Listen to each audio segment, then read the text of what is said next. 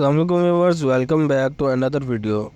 आज की इस वीडियो में हम लोग एक ऐसे चैप्टर को स्टार्ट करने जा रहे हैं जिसमें हम मोस्टली यूज़ होने वाली एंटीबायोटिक्स मेडिसिन का रिव्यू करेंगे। बट चैप्टर को स्टार्ट करने से पहले मैं आपको इस वीडियो में एंटीबायोटिक मेडिसिन की जो बेसिक डेफिनेशन और उसके यूज़ के बारे में जनरल इन्फॉर्मेशन दूंगा, ताकि जब एंटीबायोटिक से रिलेटेड हमारे नेक्स्ट वीडियोस आए तो आप एंटीबायोटिक मेडिसिन को प्रॉपरली अंडरस्टैंड करते हो और उसको समझने में आपको ज़्यादा प्रॉब्लम ना आए। बेसिकली एंटीबायोटिक मेडिसिन कुछ स्पेसिफिक मेडिसिन का ग्रुप है जिसमें डिफरेंट क्लास की एंटीबायोटिक शामिल होती हैं और डिफरेंट कंडीशन में यूज़ करवाई जाती हैं। एंटीबायोटिक्स ऐसी मेडिसिन होती हैं जो इंसानों और जानवरों में मुख्तलिफ बैक्टीरियल इन्फेक्शन के अगेंस्ट लड़ती है, यानी ये ऐसी मेडिसिन है जो बैक्टीरियल इन्फेक्शन में यूज़ की जाती है, उन्हें एंटीबायोटिक कहा जाता है। ये मेडिसिन बैक्टीरिया को किल करती है, उन्हें खत्म करती है और उनकी ग्रोथ को रोकती है। एंटीबायोटिक मेडिसिन बैक्टीरियल इन्फेक्शन को रोकने और उनके इलाज के लिए इस्तेमाल की जाती है। एंटीबायोटिक मेडिसिन वायरल इन्फेक्शन में काम नहीं करती। इसके अलावा अगर किसी बीमारी में इन्फेक्शन की वजह मालूम ना हो, यानी कि वो बीमारी वायरल इन्फेक्शन की वजह से है या फिर बैक्टीरियल इन्फेक्शन की वजह से या किसी और वजह से, तो इस सूरत में लेबोरेटरी टेस्ट की सहूलत दी जाती है और तब तक ब्रॉड स्पेक्ट्रम एंटीबायोटिक्स का यूज करवाया जा सकता है। लेकिन जब इन्फेक्शन की वजह कंफर्म हो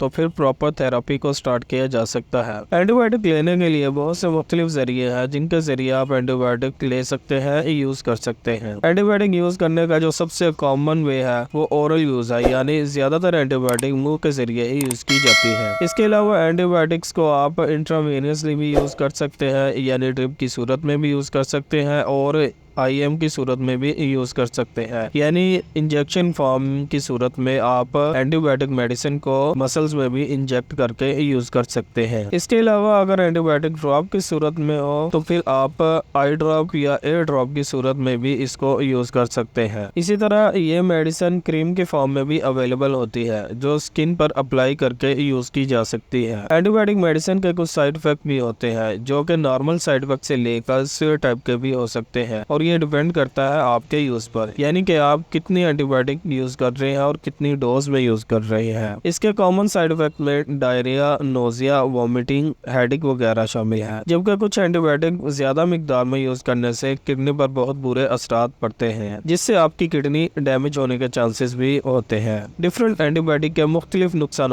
हो सकते हैं और ये मेडिसिन हर शख्स पर मुख्तलिफ असरअंदाज होती है। सो गाइस, ये थी आज की वीडियो जिसमें हमने एंटीबायोटिक मेडिसिन का जनरल इंट्रोडक्शन किया ताकि हम नेक्स्ट आने वाली वीडियो में एंटीबायोटिक को बेहतर तरीके से आपको समझा सकें। वीडियो अगर अच्छी लगी हो तो वीडियो को लाइक एंड शेयर जरूर कीजिएगा और हमारे चैनल को सब्सक्राइब करना मत भूलें और साथ ही बेल आइकन का बटन दबाएं ताकि हमारी हर आने वाली वीडियो का नोटिफिकेशन आपको बर वक्त मिल सके। मिलते हैं नेक्स्ट वीडियो में, तब तक के लिए अपना ख्याल रखिएगा। अल्लाह हाफिज।